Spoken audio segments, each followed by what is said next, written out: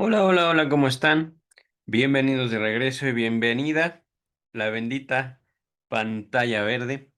Yo estoy demasiado elegante, vengo llegando de un día de trabajo, pero estoy bastante animado, bastante feliz y con energía como para abordar el resto del texto, aunque vamos a ser sinceros, no sé si lo vaya a acabar. Y esto porque es un texto muy extenso, al menos tan extenso para dividirlo en posiblemente dos o tres sesiones. Estoy ahorita buscando, aquí está el texto. Nos habíamos quedado sin más, si no más recuerdo, en la página 132. Eh, Voy a retomar un poquito el texto anterior. El médico que quisiera desligar en todo lo posible el éxito terapéutico de las eventualidades, de las eventuales condiciones sugestivas, vale decir, transferenciales, que pudieran producirlo, hará bien en renunciar aún a los vestigios que poseyera el influjo electivo de dicho resultado. No se entiende mucho, ahorita vamos a retomarlo, ¿vale? Pero continúa, el psicoanalista no puede menos que preferir a los pacientes que le piden la salud plena en la medida en que sea asequible y le concedan y le conceden todo el tiempo que el proceso de restablecimiento necesita. Desde luego, solo en pocos casos se pueden esperar condiciones tan favorables. Doctor Freud, doctor Freud. Es que ciertamente mm, podemos hablar de una, ¿cómo decirlo? Podríamos decir incluso una crisis, no del psicoanálisis, tampoco de la psicología, sino de la disciplina científica médica. Y esto no a partir del psicoanálisis, sino a partir, por ejemplo, y aquí quiero ser muy directo, muy específico, de la pandemia COVID que empezó en el año 2020-2021, aproximadamente. Ahorita no recuerdo exactamente, no quiero poner fechas exactas, pero saben ustedes a qué me refiero. La Organización Mundial de la Salud, por supuesto, conformada por grupos de expertos de diversos países, emitió recomendaciones. Y esto es un comentario que he hecho anteriormente al respecto de la autoridad médica. No estoy hablando de psiquiatras, no estoy hablando aquí de salud mental, estoy hablando de doctores físicos. No estoy hablando de unas de las miles y miles y miles de ramas terapéuticas, no del psicoanálisis. Podríamos decir que la psicología mezclada con autoayuda, mezclada con religión, les he hablado, por ejemplo, de terapeutas evangélicos, terapeutas feministas, etcétera, etcétera, etcétera, etcétera. Y esto les estoy hablando del año 2022. Ajá. Por supuesto, todas y cada una de estas manifestaciones culturales, a partir de discursos científicos, discursos filosóficos y, por qué no también mencionarlo, algunos discursos religiosos, amparan, digamos, la identidad de los pacientes, digamos, entre comillas, los pacientes, los clientes, como quieran llamarlos ustedes, y se adaptan estas terapias, estos discursos, a eso que los pacientes buscan, a eso que los pacientes quieren, ya sea manifestar a través de, por ejemplo, y aquí estoy muy, tal vez, mm, quiero ser lo menos abstracto posible, quiero ser muy directo dejando de lado muchas de las concepciones psicopatológicas de aquella rama que se deriva de la medicina, pasa por la psiquiatría y aterriza en la psicología, que nos permite señalar, categorizar individuos conforme a sus rasgos y decir, he aquí a un enfermo mental, por ejemplo, ¿no? He aquí a un depresivo, he aquí a un ansioso. He aquí a un esquizofrénico, un paranoico, por ejemplo, ¿no? Estoy hablando ciencia, disciplina científica, psicológica, no psicoanálisis, no psiquiatría. Bueno, sí, la psiquiatría aquí participa un poquito, pero el psicoanálisis, al menos aquí, y un psicoanálisis, les repito, conforme me fue transmitido, conforme Yo me aproximé en el seminario de formación en el Centro de Investigación y Estudios Lacanianos, aquí en la Ciudad de México. El psicoanálisis es desechado no por los psicólogos, sino por los psiquiatras, específicamente de la Organización Mundial de la Salud y de la Asociación Psiquiátrica Americana, la APA. APA. Ajá. APA. Ay, APA. Bueno, regresando, se trata de una conformación de ideas, de personas, ideas sobre personas que permiten a médicos, psiquiatras, neurólogos, psicólogos, psicólogas, por supuesto, eh, seguir los modelos propuestos por los organismos internacionales y poder determinar cuándo hay una, entre comillas, enfermedad mental y cuándo no lo hay. Ajá. Y ahorita no voy a hacer un resumen de en dónde queda el psicoanálisis, pues. Les puedo decir que queda, digamos, fuera de la ecuación psiquiátrica presente. Y es curioso cómo se le introduce en la misma psiquiatría y se le tiene más respeto en la psiquiatría que en la psicología, dominada, al menos en la generación que yo estudié en la universidad, por el modelo cognitivo-conductual. Ajá, al menos en el que yo estuve. Épocas posteriores de la psicología, perdón, épocas anteriores de la psicología. Les estoy hablando que en la Facultad de Psicología de la Universidad Nacional Autónoma de México se formaban terapeutas de corte psicoanalítico. Terapeutas, como tal, psicoanalistas no. Ajá. Como tal, el psicoanálisis se despoja de muchos de sus elementos, digámoslo así, no tan cómodos con el afán de adoptarlo a un modelo terapéutico que se asemeja mucho a una reeducación.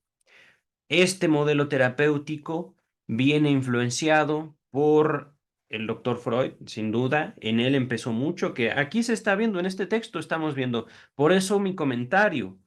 En este texto estamos viendo cómo el neurólogo Sigmund Freud pasó por la hipnosis para llegar eh, desecharla junto con la catarsis y llegar al psicoanálisis. El psicoanálisis como una disciplina científica distinta de la medicina que lo vio nacer. Por eso este texto resulta valioso para distinguir una práctica con una ética específica en la medicina y otra práctica con otra ética específica en el psicoanálisis. Ajá.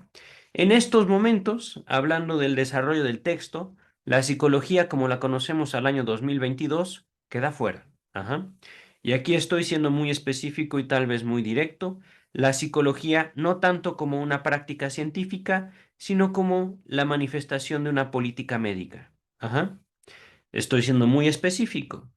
Como la evolución de los conceptos, de las ideas, de los cuadros clínicos que conformaban estas nociones para orientar no a los individuos, es que esto es lo curioso, a los profesionales. Ajá.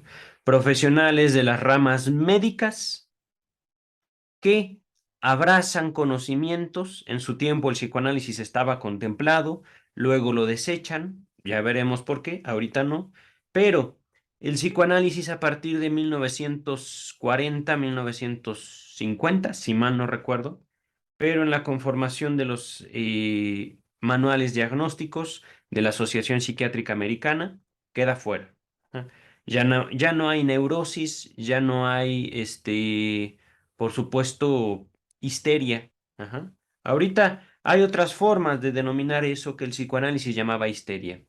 No que los cuadros clínicos, no que las manifestaciones conductuales, no que esas formas de apropiación individuales del mundo hayan desaparecido, simplemente están fuera, ya no se nombran así. Ajá. Pero hasta cierto punto el ser humano sigue siendo muy parecido a lo que el doctor Freud vio en 1910 aproximadamente. Que recordemos, este texto creo que es de 1912, 1913. Ajá. Por eso empezamos esta lectura, esta reapropiación del texto, con las observaciones que el doctor Freud hace sobre la práctica médica y la práctica psicoanalítica. Digámoslo así.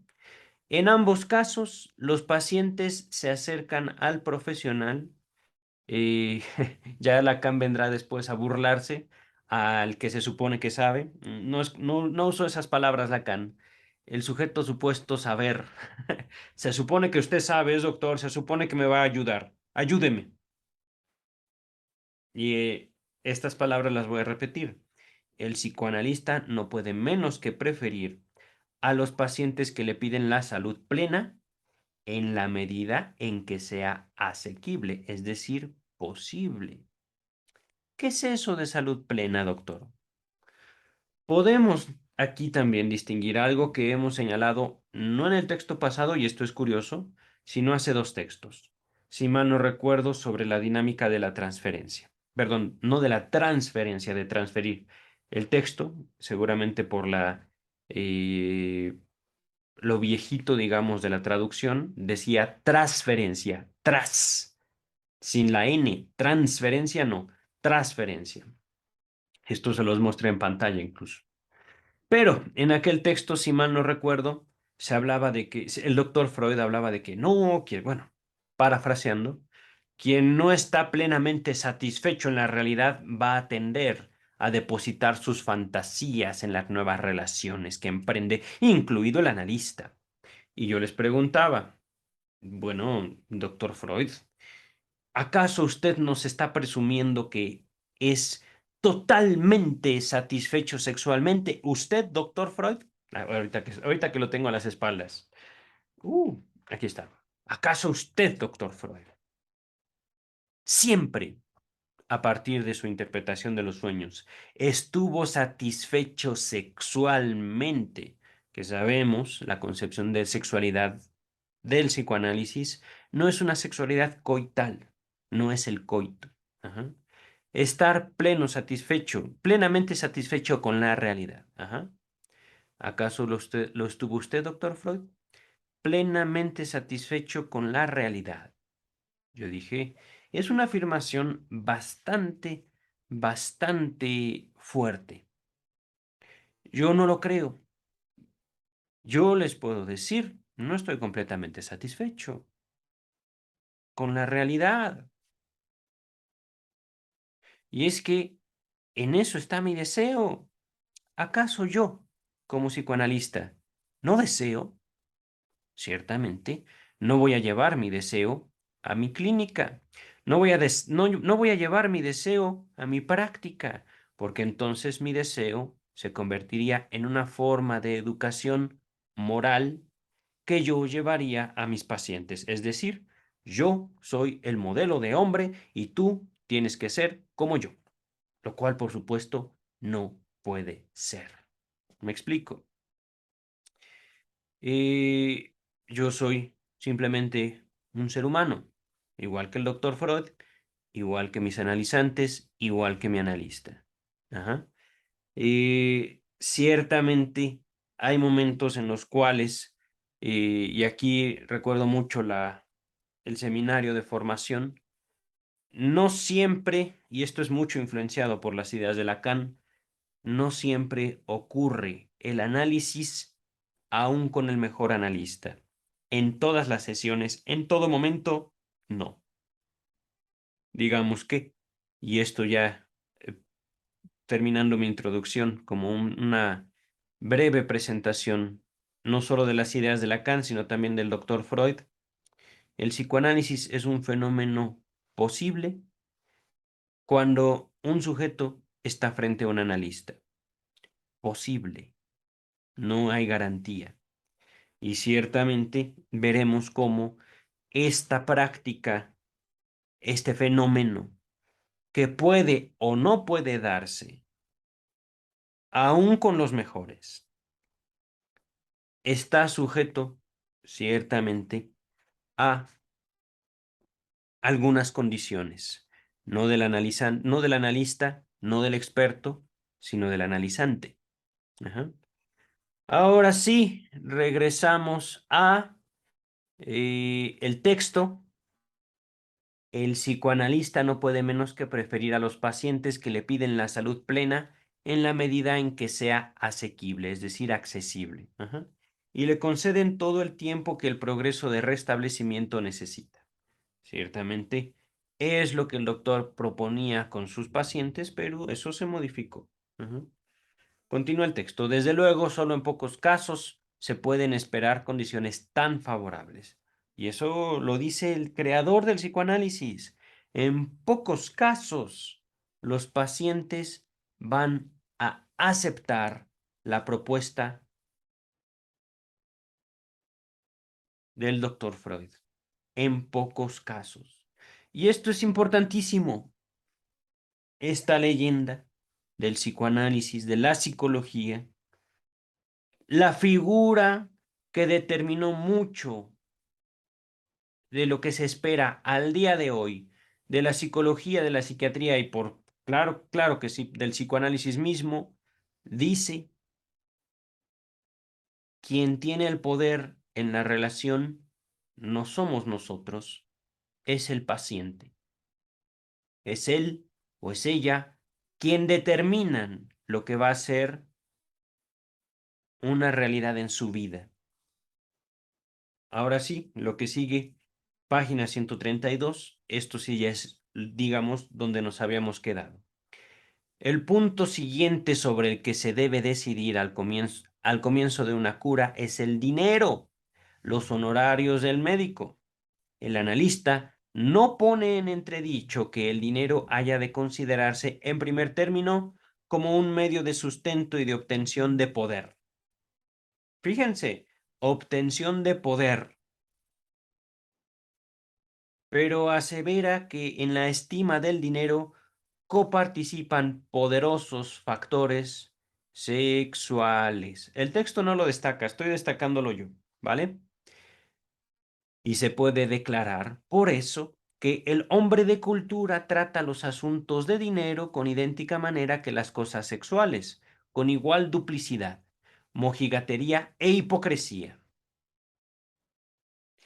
Entonces, de antemano, está resuelto a no hacer otro tanto, sino a tratar las relaciones monetarias ante el paciente con la misma naturalidad, con la misma natural sinceridad en que pretende educarlo para los asuntos de la vida sexual.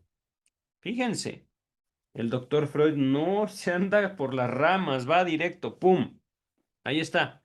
Sexualidad. ¿En dónde? En el manejo del dinero.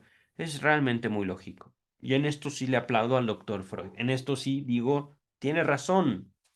No solo por el desarrollo de mi propia tesis, Sexualidad infantil y crimen, Psicoanálisis del Estado, volumen 1, continúo en el 2, continúo escribiendo el 2, pero hablando de vida sexual, estamos hablando de el manejo de la economía.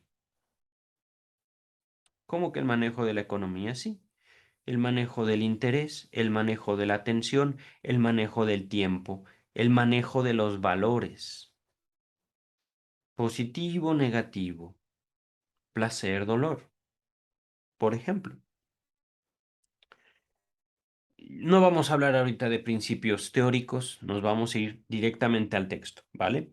Por supuesto, cualquier duda en la caja de comentarios.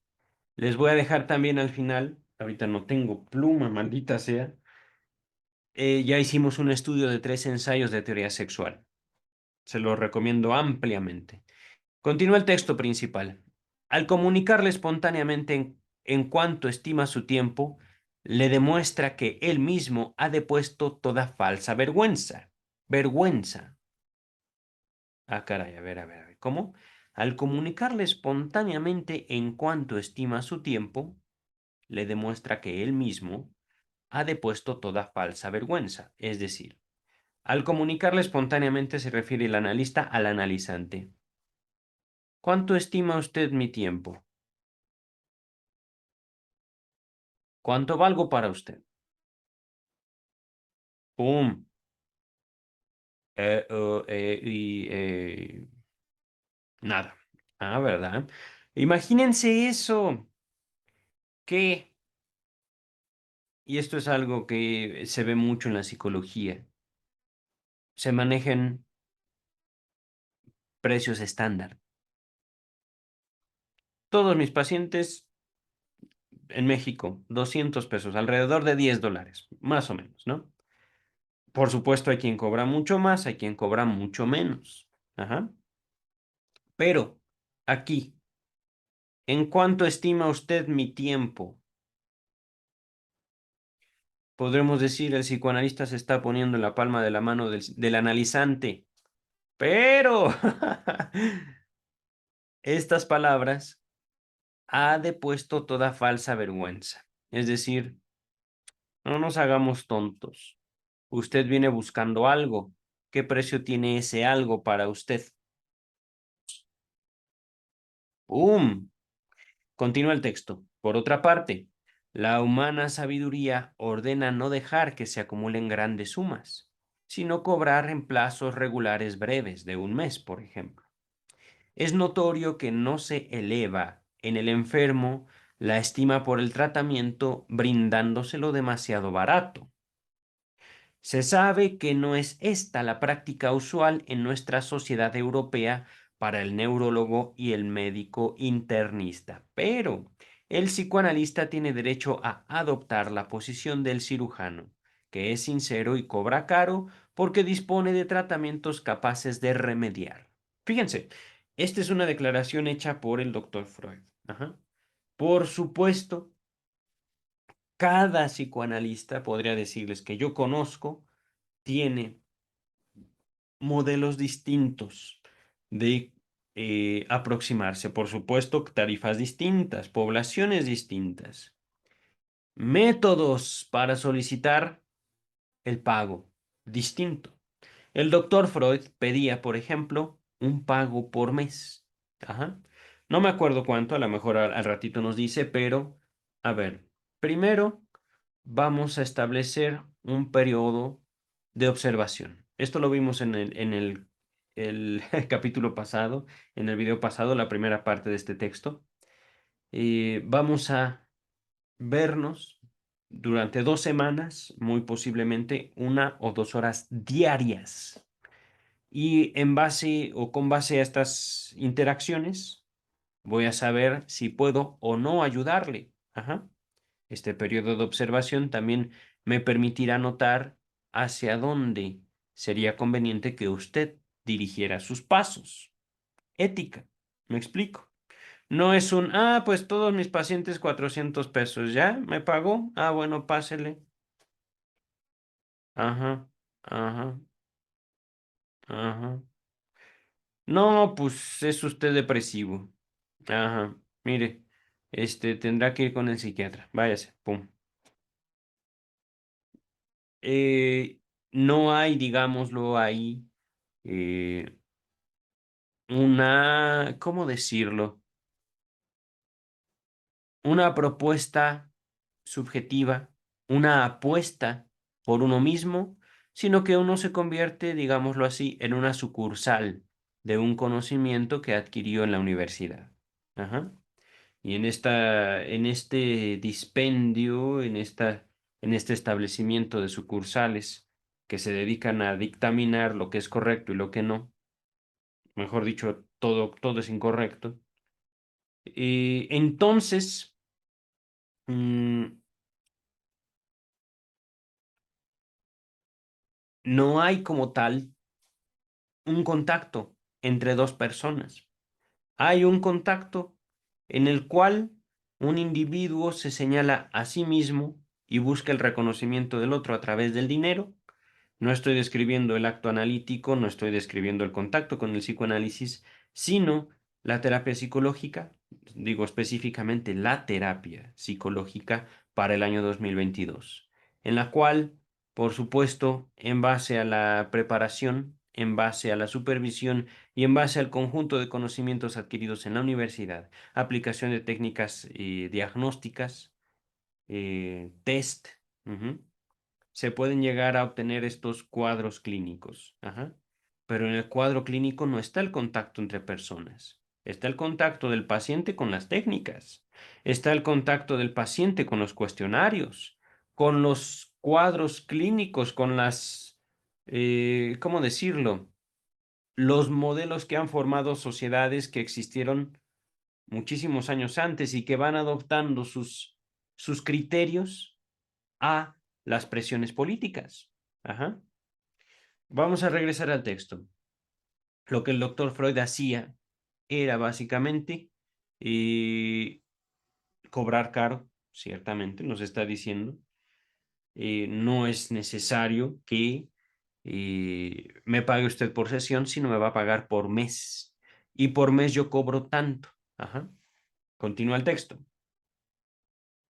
Y cobro tanto justamente porque soy capaz de remediar. Ajá. Opino que es más digno y está sujeto a menos reparos éticos confesarse a uno mismo sus pretensiones y necesidades reales y no, como suele ocurrir todavía hoy entre los médicos, hacer un papel de filántropo desinteresado, papel para el cual uno no posee los medios, y luego afligirse en su fuero íntimo, es decir, nuestro círculo de allegados, amistades, familiares, etcétera, por la falta de miramientos y el afán explotador de los pacientes y quejarse de ello en voz alta. En pro de sus honorarios, el analista alegará, además, que por duro que trabaje nunca podrá ganar tanto como los médicos de otras especialidades. Les repito, él fue el primer psicoanalista, el doctor Freud. Y he aquí que me asombra positivamente, es algo que les quiero compartir. Me asombra, doctor Freud, cómo demuestra usted. Hoy estuve trabajando acerca de las limitaciones del concepto de la autoestima. No voy a mencionar todo el trabajo que hice, pero sí les diré que esto de la autoestima es ciertamente una asignación de valor propio. Y lo que está diciendo el doctor Freud, en la medida en que yo respondo, yo reconozco mi valor. Y como yo soy capaz de, entonces cuesto. Ajá. Lo estoy acomodando en pocas palabras, fíjense. Puede ser que esté caro, pero no soy tan caro como otros. Pero yo cuesto. No yo valgo mucho, yo merezco respeto, no. Yo cuesto, punto. Continúa el texto. Por las mismas razones tendrá derecho a negar asistencia gratuita, sin exceptuar de esto ni siquiera a sus colegas, perdón, ni siquiera a sus colegas o parientes de ellos. Repito, por las mismas razones que hemos estado platicando, el psicoanalista tendrá derecho a negarse a asistir gratuitamente, sin exceptuar de esto ni siquiera a sus colegas o parientes de los colegas. Esta última exigencia parece violar la colegialidad médica, es decir, somos colegas, somos amigos, somos casi hermanos, casi correligionarios. Por favor, no me cobres. No, no puedo hacer eso.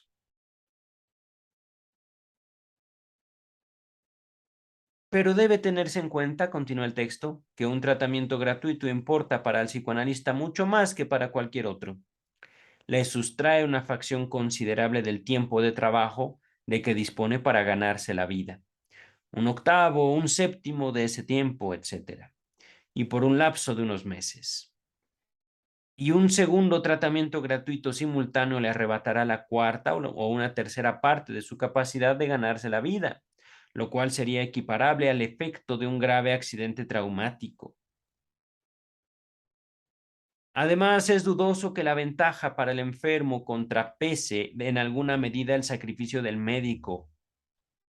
Es decir, ¿no vive usted para sus pacientes, doctor Freud? Claro que no, y eso es algo, oh, miren, han pasado mucho de 1912 a la fecha. Y algo de lo que ha ocurrido, no solo en México, sino en gran parte del mundo, occidental, digámoslo así, desde Europa hasta América, desde América hasta Asia, Medio Oriente, es la devaluación del trabajo profesional. Esto se los he comentado antes en los videos anteriores. Aquí en México tuvimos un caso muy popular en las redes sociales en el cual una pedagoga quería cobrar por sus servicios y por supuesto fue incriminada por aquellas personas que la buscaron. ¿Cómo puede ser que usted no regale su trabajo? Pues no, a ella le costó estudiar. Continúa el texto. Puedo arriesgar con fundamento un juicio, pues a lo largo de unos 10 años consagré todos los días 1 hora y en ocasiones hasta 2 a tratamientos gratuitos. La razón era que quería enfrentar en mi trabajo la menor resistencia posible con el fin de orientarme en el campo de las neurosis. Ahora bien, no coseché las ventajas que buscaba. Muchas de las resistencias del neurótico se acrecientan enormemente por el tratamiento gratuito. Así, en la mujer joven, la tentación contenida en el vínculo transferencial y en el hombre joven, su renuencia al deber del agradecimiento, renuencia que proviene del complejo paterno y se cuenta entre los más rebeldes obstáculos de la asistencia médica. En otras palabras, démelo gratis que yo lo merezco. ¿Acaso no es usted mi padre? ¿Acaso no está usted para servirme? Pues no, no. ¿Puedo yo haber sido formado en lo que sea? Arquitectura, medicina, enfermería, pedagogía, psicología, psicoanálisis, en lo que sea, pero no estamos formados para satisfacer los deseos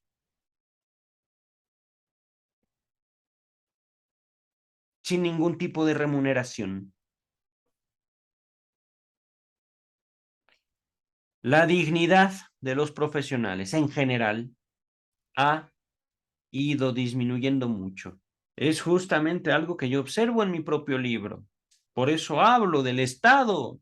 El Estado no como el Estado mexicano, sino como el conjunto organizado de los individuos, de los pueblos. El conjunto organizado de los pueblos.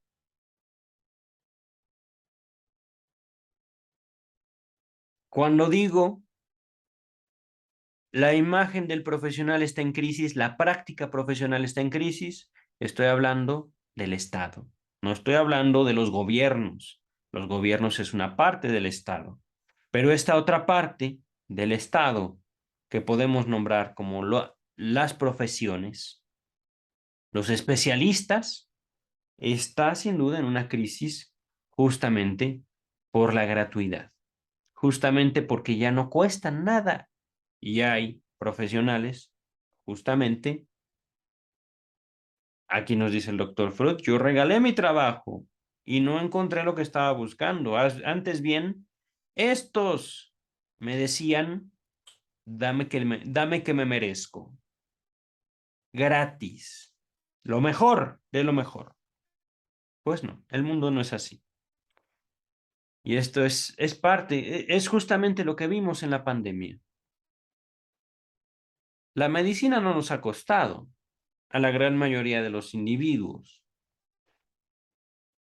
pero así podemos descalificar el decir de un investigador de más de 30 años de experiencia profesional. ¿Qué me está diciendo que una pandemia de corona no sé qué? Son inventos del gobierno porque el gobierno por alguna razón quiere mantenerme encerrado en mi casa. ¿Dónde está? ¿Dónde está? Ah, esto es una forma de opresión, bla, bla, bla. Justicia social, vamos a quemar esto como hace mucho tiempo en Estados Unidos se quemaron los brasieres. Es un cubrebocas, ¿eh? uh, pero es que, fíjense, no estamos tanto, no estoy yo hablando de que los gobiernos hacen mal. Ciertamente hay algo que se propone después, creo que será en psicología de las masas, no me acuerdo, pero no estamos lejos ya de estos textos sociológicos del doctor Freud. Un imposible, y por supuesto imposible según la concepción del doctor Freud, es el gobernar. Ajá. Psicoanalizar, gobernar y educar. Los tres imposibles que denomina el doctor Freud. Y ciertamente frente a, eh, ¿cómo decirlo? Es que es un tanto una cuestión de educación. Saber colocar al otro en una posición, ¿cómo decirlo? Por un lado real, es un ser humano que tiene un trabajo y su trabajo es advertir, su trabajo es decir, está ocurriendo esto, tengan cuidado. Antes de, su trabajo es engañar y por algo quieren mantenerme en mi casa. Sí, sí, sí, es que a ningún gobierno le conviene que salgamos y nos manifestemos. Eso no es cierto. Pero esto es justamente algo que he ido observando. El valor de la enfermedad mental ha estado cediendo paso a la justicia social. Y esto es gracias a las redes sociales. Ya no se está buscando locura, se está buscando atacar. Y por supuesto, y esto es importantísimo, fascinante. Podemos decir, hace tiempo, las autoridades eclesiásticas organizaron hordas de individuos para ir a quemar a gente que pensaba distinto. Ahora, no es la Iglesia Católica quien propone quemas de brujas. No es tampoco el discurso feminista, y esto es muy importante. Esto lo he dicho una y otra vez. No es el feminismo lo malo. Es gente usando el feminismo para atacar.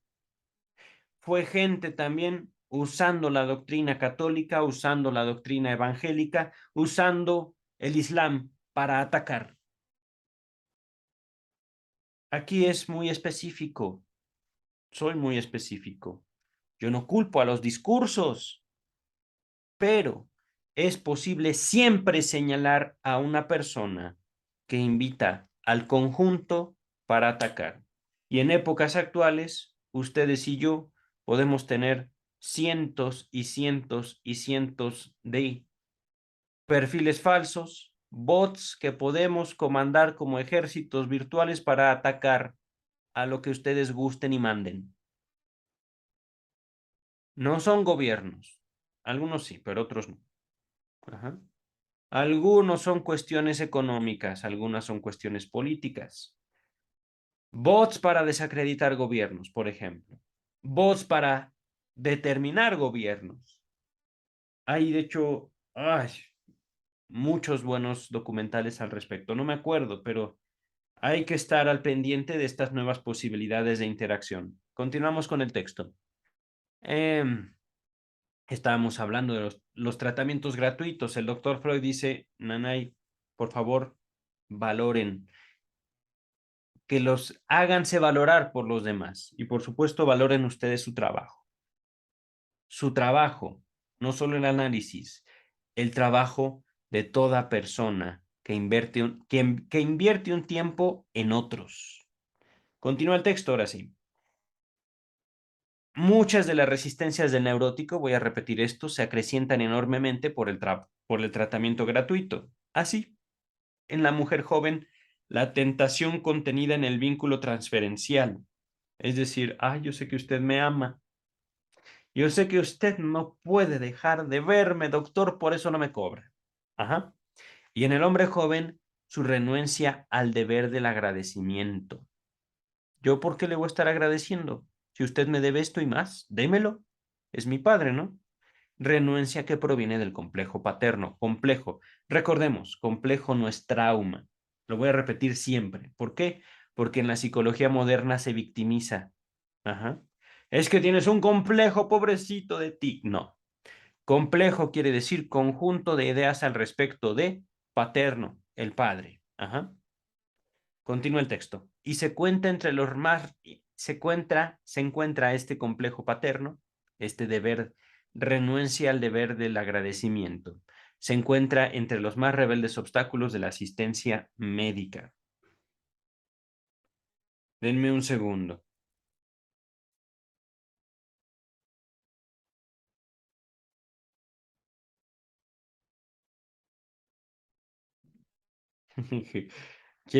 Voy a invitar a alguien muy, muy apreciado para mí.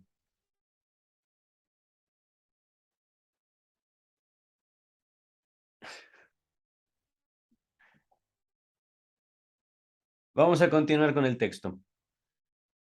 A ver dónde me quede. Aquí está. Esta renuncia al deber del agradecimiento se cuenta entre los más rebeldes obstáculos de la asistencia médica.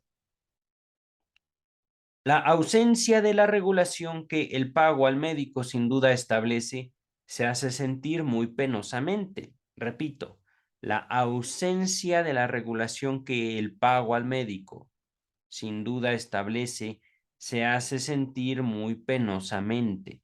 Diablos, doctor Freud. La relación toda fue trasladada fuera del mundo real y el paciente pierde un buen motivo para aspirar el término de la cura. Les soy sincero, ahorita no estoy entendiendo nada. No hay regulación, la ausencia, estoy leyendo bien, caray. La ausencia de la regulación que el médico, que el pago al médico sin duda establece, se hace sentir muy penosamente. La relación toda fue trasladada fuera del mundo real y el paciente pierde un buen motivo para aspirar al término de la cura. Ok, quiero plasmar esta idea con otras palabras. En el momento en el cual nosotros no cobramos, hablando en general, enfermeras, médicos, pedagogos, pediatras, etcétera, albañiles, carpinteros, pintores. En la medida en que nosotros regalamos, no estamos estableciendo una relación que lleve al otro a la realidad. Si nosotros regalamos, introducimos al otro en una situación fantaseada, en una situación, digámoslo así, única entre él, ella y nosotros. Ajá. El doctor Freud hizo aquí mención de algunas de las respuestas que él encontró. Las mujeres se sentían halagadas y los jóvenes con sin ánimo de agradecer. Ajá. El paciente pierde un buen motivo para aspirar al término de la cura. El paciente pierde un buen motivo para aspirar al término de la cura. Es decir, sí, regáleme más. Para eso es esto, ¿no? Usted me regala. Ajá. Deme más. Entonces,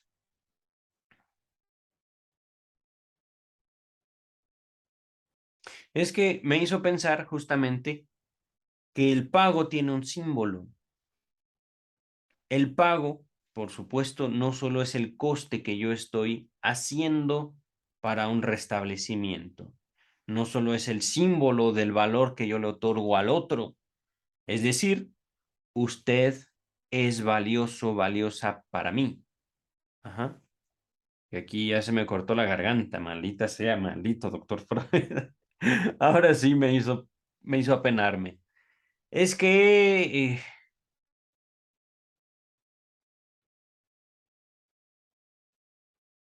también me hizo preguntarme, doctor Freud, ¿por qué la inflación?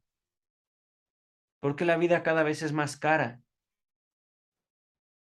Tengo un rasgo de economista yo. Soy un economista de closet. Pero es que justamente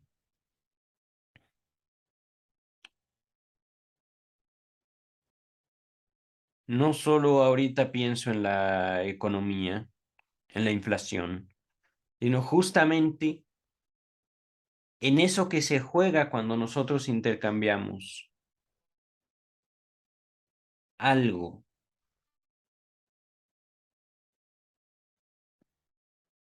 Voy a continuar con el texto. Yo creo que dejaré esta reflexión para otro momento, porque no sé cuánto nos falta. Uno puede situarse muy lejos de la condena ascética del dinero. Es decir, no nos hagamos tontos. Aunque no sea dinero, pero hay que pedir. Uno puede situarse, en otras palabras, más nos vale velar por nosotros, más nos vale velar por un orden y no asumir que de buenas intenciones vamos a vivir. Ajá. Y sin embargo, continúa el dinero, continúa el dinero, continúa el texto. Chin, chin, chin. No, ciertamente.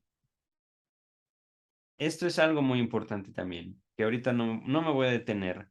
La relación entre el dinero, el tiempo, la palabra, el interés. Ciertamente, yo emprendí estos videos no con la intención de hacerme youtuber, sino con la intención de estudiar. Y he estudiado, oh sí, queridos, queridas, he estudiado mucho, pero ciertamente no me voy a detener aquí. Vamos a continuar ahorita con el texto. Uno puede situarse muy lejos de la condena ascética del dinero y, sin embargo, lamentar que la terapia analítica, por razones tanto externas como internas, sea casi inasequible para los pobres. Así está escrito, inasequible. Es decir, es una terapia para ricos. Continúa el texto. Poco es lo que se puede hacer para remediarlo. Quizás acierte la muy difundida tesis de que es más difícil que caiga víctima de la neurosis aquel a quien el apremio de la vida compele a trabajar duro. Fíjense, es más difícil que un pobre que trabaje día y noche sea neurótico. Por supuesto,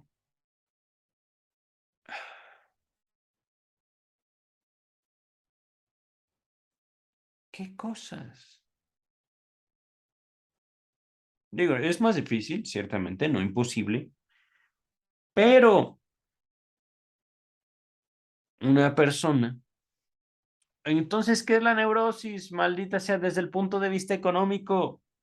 La neurosis desde el punto de vista económico es tengo mucho tiempo y yo me creo mis conflictos conmigo mismo. La vida no me mantiene así. Yo soy quien dicta la vida y al mismo tiempo quien se estorba a sí mismo para la realización de sus propios deseos. ¡Pum! Económicamente. He ahí una fórmula de la neurosis. Económicamente. Me la estoy ahorita sacando del sombrero, sacando del cubrebocas y del texto. Continúa el texto. Pero la incuestionable experiencia nos dice que es muy difícil sacar al pobre de la neurosis una vez que la ha producido.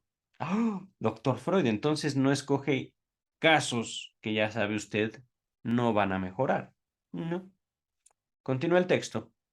Son demasiado buenos los servicios que le presta en la lucha por la afirmación de sí y le aporta una ganancia secundaria de la enfermedad, demasiado sustantiva. Es decir, y fíjense lo que está diciendo el doctor Freud. Maldición. Como analista, yo reconozco que hay enfermedades que le hacen bien a estos enfermos, que por cierto son muy difíciles de tratar, de curar. Repito, como psicoanalista, como padre del psicoanálisis, el creador de una ciencia, de una terapia, etcétera, de una doctrina, de un cuerpo teórico, señalo que la enfermedad a ellos les hace un bien, ganancia secundaria, demasiado sustantiva, es decir, le quitas su enfermedad y los matas. Nota número 8, dice Strachey. El concepto de ganancia secundaria de la enfermedad, ya sabemos cómo es Strachey. Escuchémoslo. Aparece ya en el texto Apreciaciones Generales sobre el ataque histérico, de 1909. Se los voy a dejar. Ya también lo vimos. Estamos en el volumen 12, ya tenemos del volumen 1 al volumen 12. Vamos a terminar los 23. No ahorita, claro está. Continúa Strachey. Aunque aquí por primera vez se utiliza esa frase. Para un examen más amplio, véase una nota agregada por Freud en 1923 al historial clínico de Dora, volumen 7, página 39. Regresamos al texto principal. Dice el doctor Freud, ahora reclama, en nombre de su neurosis, la conmiseración de los hombres. No, la conmiseración que los hombres denegaron a su apremio material. A ver. Otra vez, despacito. Estamos hablando de los enfermos pobres, doctor Freud. Ajá. Ciertamente no tienen para pagar el tratamiento caro y al mismo tiempo su pobreza, cuando no les favorece vivir libres de neurosis, los ata a la neurosis como una forma de vida. Se incendia el mundo de repente, señoras y señores. Este caballero acaba de decir la enfermedad mental de 1910, 1912, ajá, la enfermedad típica mental de su época, le sirve a los enfermos. Wow. Voy a continuar. Retomo. Reclama en nombre de la ahora reclama en nombre de su neurosis la conmiseración que los hombres denegaron a su apremio material. Es decir, pobres, tú eres pobre porque quieres. Cosa muy distinta a pobre enfermo mental, tenga usted buen señor. Tenga, para que usted se ocupe de sí y de sus necesidades. Cosa que por supuesto no ocurre. Ajá. Bueno, no ocurre así. Pero, y esto es bien curioso, esto es bien curioso. También por eso soy un fuerte crítico de la salud y de la enfermedad mental. Sabemos, por ejemplo, que el alcoholismo y las adicciones están catalogados por los organismos internacionales de salud. Ajá. Secretaría de Salud aquí en México, por ejemplo. Alcoholismo, enfermedad mental. Entonces, y esto es el peligro de considerar a la enfermedad mental como ¿cómo decir? Un motivo de conmiseración, un motivo de lástima. Bueno, es que yo estoy enfermo, no me juzgues. Tú, mi patrón, ¿no ves cómo estoy enfermo?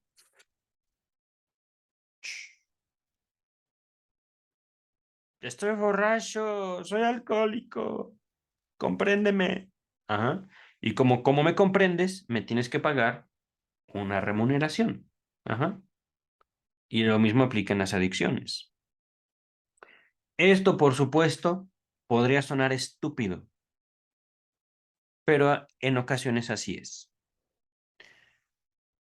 Es cuando yo hablo de psicoanálisis del Estado, lo voy a poner con otras palabras, es necesario proteger los empeños colectivos de este tipo de manifestaciones, individuales y culturales.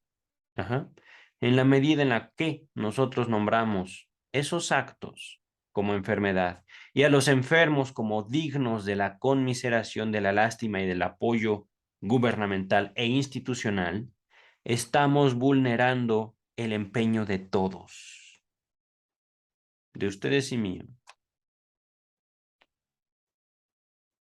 por gente que, por supuesto, lo más probable es que no lo aprecie, sino que use su condición para atacar, para disminuir el valor del resto de los empeños, de los esfuerzos, de los sacrificios. Ajá. Y esto lo hacemos como sociedad organizada, pero la otra organización, esa otra, digamos, que se encuentra muy ligada a esta, ¿cómo decir? Estas configuraciones que abrazan muchos adictos, muchos alcohólicos, es decir, una cierta parte de esta configuración que podemos nombrar como Estado, como una sociedad organizada alrededor de un lenguaje, en un territorio y en un tiempo específico, particular, una parte de estas configuraciones sociales van a acoger al alcohólico, al drogadicto, al paranoico, incluso también a los esquizofrénicos, a los enfermos en general, y no los van a acoger de buena manera. Ajá. No los van a decir, ven, pobrecito alcohólico, yo te entiendo.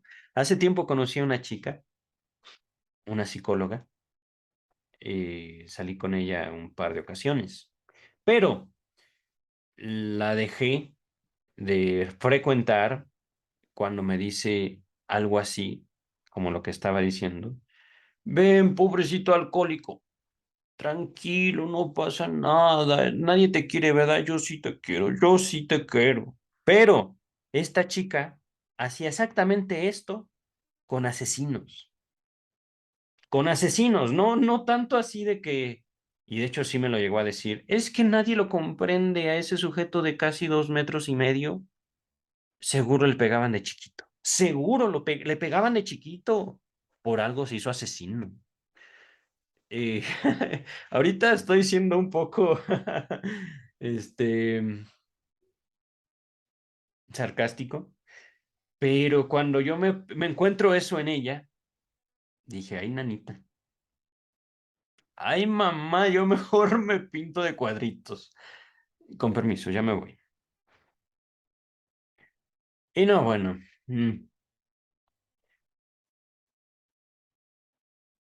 es que en serio, las configuraciones eróticas de los seres humanos son infinitas, infinitas.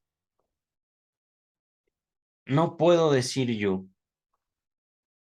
que esté mal lo que esta chica hacía, pero a mí me dio mucho miedo, me dio pavor. ¿A quién me iba a presentar ella? Si ella levantaba esta conmiseración, esta lástima hacia los asesinos. ¿A dónde me iba a llevar ella a mí? Es que fíjense, por supuesto, pensaría yo a la cama, pero no es necesario eso. No es necesario tampoco la cama, el sexo es garantía de satisfacción. Ah, ¿verdad? Esto no se lo esperaban. Vamos a regresar al texto. Es que fíjense, eso es algo. Estamos hablando de el dinero. Ajá. El dinero y cómo el dinero se entrama en una dinámica que establecen un médico con conocimiento, experiencia y formación en psicoanálisis, no solo el doctor Freud, sino sus pacientes, sus discípulos, sus primeros discípulos, y una persona de calle, digámoslo así, una persona común que tiene la necesidad de tratar su neurosis. Ajá. En aquellos tiempos, 1912, 13, 1902, 1800, que dicen, yo quiero eso que usted practica, yo quiero que usted me hipnotice, doctor Freud. Ok, puru, puru, puru. Le voy a poner mi dedo sobre su frente y se va a acordar. Vea, ¿ya vio? Ajá. Pero la satisfacción. Ahí caigo ahorita. Terapia es una forma de denominar una relación entre dos en la cual uno busca una satisfacción específica. Terapia. Ajá. Les recuerdo, por ejemplo, mi experiencia. Aquí en México, la palabra terapia se usa en un tono no académico, se usa en un término público como una forma de nombrar el engaño. ¿Me estás terapiando? Mucha gente aquí en México lo usa para decir, estás tratando de manipularme. Y eso es injusto. Y eso es un ejercicio de poder indigno. Para que veamos, digo, esto no lo hago sin duda con el objeto de desacreditar a la psicología. No, la terapia tampoco. Es una forma que yo he notado de la gente al hablar. Cómo en México al menos, y no en un ámbito académico, es muy específico mi comentario, en un ámbito público, en un ámbito más real que la academia. La gente usa la palabra terapia para decir mentira. México, año 2022. Ajá. Ahorita retomamos el texto. Ahorita no tanto con el ámbito de la mentira, sino con el ámbito, la idea, la noción de una satisfacción al respecto de esta relación terapéutica. Permítame un momento. Estaba invitando yo a un familiar para que me acompañara en la lectura. No me ha respondido. No creo que lo haga. Pero continuamos nosotros. Poco es lo que se puede hacer para remediarlo. A ver otra vez. Hablando de... no. Ya me he atrasado mucho. Voy a repetir esto por otra incuestionable experiencia, pero otra incuestionable experiencia nos dice que es muy difícil sacar al pobre de la neurosis una vez que se le ha producido. Perdón, una vez que la ha producido el pobre. Ajá. Son demasiado buenos los servicios que la neurosis le presta en la lucha por la afirmación de sí y le aporta una ganancia secundaria de la enfermedad demasiado sustantiva, importante, fuerte. Ahora reclama el nombre de su neurosis, la conmiseración que los hombres denegaron a su apremio material, y puede declararse eximio, libre, de la exigencia de combatir su pobreza mediante el trabajo. Es decir, yo soy un alcohólico, entiéndeme. Soy alcohólico porque estoy enfermo. Ajá, pues no. Les he observado, esto desde hace tiempo, que el alcoholismo, la adicción, es el campo donde los histéricos, que debo decir, encantadores, encantadoras de serpientes, pero encantadoras, la neurosis subsiste bajo la máscara de la adicción. Y esto es un comentario de mi propia experiencia profesional. Ajá. En las poblaciones de adictos, que pueden ser adicciones desde las sustancias, pasando por el trabajo, el sexo, el ejercicio, etcétera, ahí están los neuróticos. Y por supuesto, esto es no solo observación propia, sino constatable por todos ustedes. Los neuróticos no quiere decir gente mala, no quiere decir esta enfermedad mental de los años 1900, que sean gente despreciable, que sean gente, ¿cómo decirlo? Vaya, son gente realmente encantadora, son gente realmente con las cuales uno se puede divertir. Ese es el punto. Como persona, ¿m? No hablando profesionalmente. Le es muy difícil a un profesional divertirse con un histérico o una histérica. Histérico, dije, sí. No vamos ahorita a cuestionar ¿cómo decir? La existencia de la histeria masculina. No es momento para eso. Luego lo abordaremos. Vamos a continuar con el texto. A ver, aquí está. Por eso, quien ataca la neurosis de un pobre con los recursos de la psicoterapia suele comprobar que en este caso se le demanda, en verdad, una terapia de muy diversa índole, como aquella que, según nuestra leyenda vienesa, solía practicar el emperador José II o José II. Desde luego que en ocasiones hallamos también hombres valiosos y desválidos sin culpa suya en quienes el tratamiento gratuito no tropieza con tales obstáculos y alcanza buenos resultados. Para las clases medias, el gasto de dinero que el psicoanálisis importa es solo en apariencia desmedido. Prescindamos por entero de que salud y productividad, por un lado, y un moderado desembolso monetario, por el otro, son absolutamente inconmensurables, es decir, que no se pueden medir, que no se pueden comparar. Si computamos en total los incesantes costos de sanatorios y tratamiento médico y les contraponemos el incremento de la productividad y de la capacidad de procurarse el sustento que resultan de una cura analítica exitosa, es lícito decir que los enfermos han hecho buen negocio.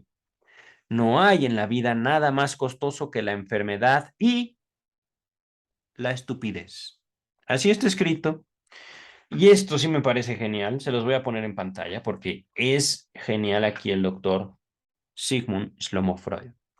Share screen. Yes, please. Oh, what the? What the? Caray, ¿dónde quedó? ¿Qué está pasando? Ah, ¿qué está pasando aquí? ¿Por qué no me sale? Advanced. Ujú. No puedo compartirles, no sé por qué. A ver, a ver. Ok. A ver, ahí está. No hay en la vida nada más costoso que la enfermedad y la estupidez. Oh, doctor Freud.